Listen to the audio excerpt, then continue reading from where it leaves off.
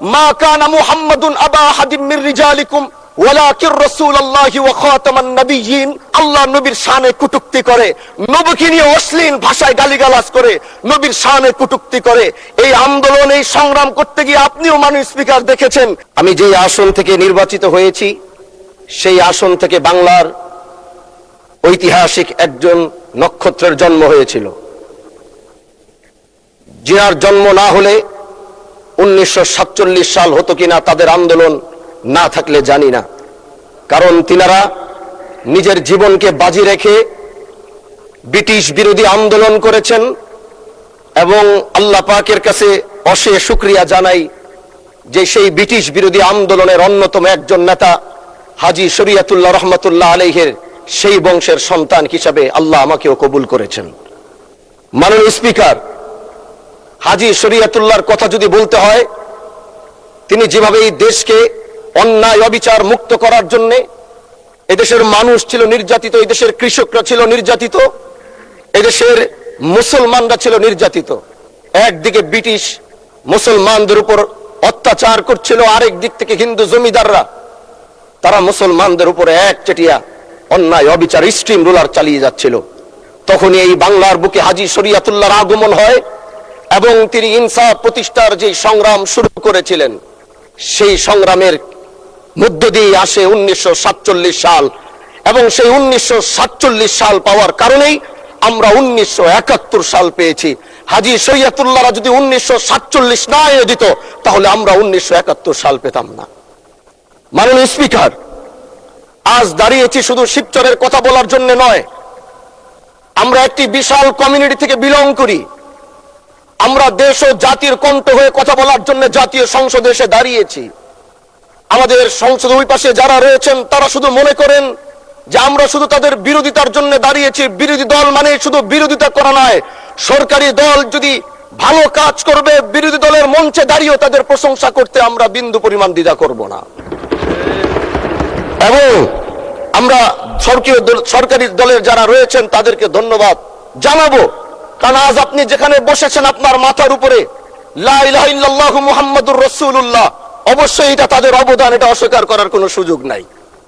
আপনার মাথার উপরে যদি আবার তাকাই তাহলে দেখি ওখানে লেখা বিসমিল্লাহির রহমানির রহিম।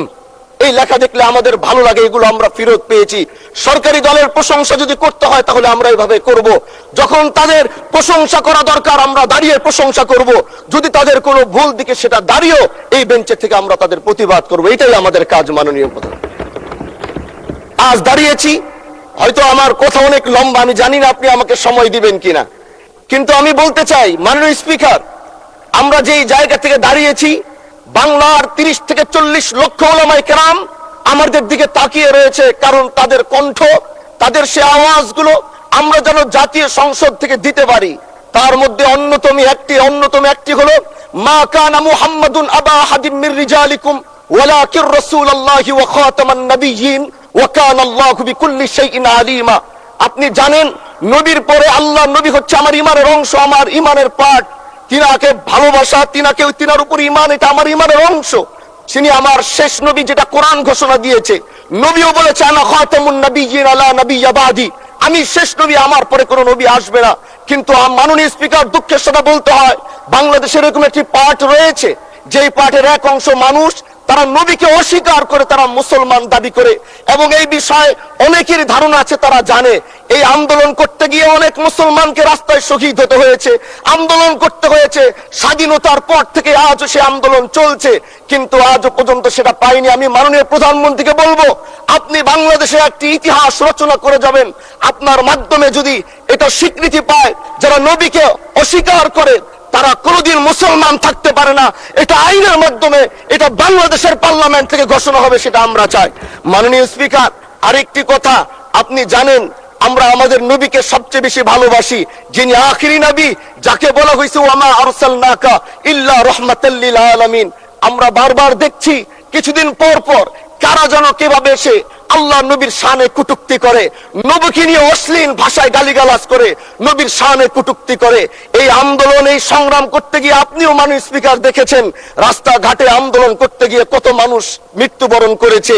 যদি একবার বাংলাদেশের আইনে, কারণ মুসলমান যদি আমাদের বাংলাদেশের পার্সেন্টেজ অনুযায়ী আমাদের অবশ্যই মুসলমানদের সংখ্যা এই দেশে অনেক বেশি। আমরা তো অন্য কিছু চাচ্ছি না। এই দেশের মানুষ নামাজ না পড়লেও যদি কেউ নবীকে কটূক্তি করে তার কলিজা ছিঁড়ে যায়, সে রাজপথে নেমে যায়। আমি বলবো যারা নবীকে কটূক্তি করে, নবীর নামে গালিগালাজ করে, এদের মৃত্যুদণ্ড, এই আইনটাও যেন বাংলাদেশের এই সংসদ থেকে পাশ করা হয়। মাননীয় স্পিকার, এই কথাগুলো বলতে গিয়ে অনেক কথা হারিয়ে যাচ্ছে।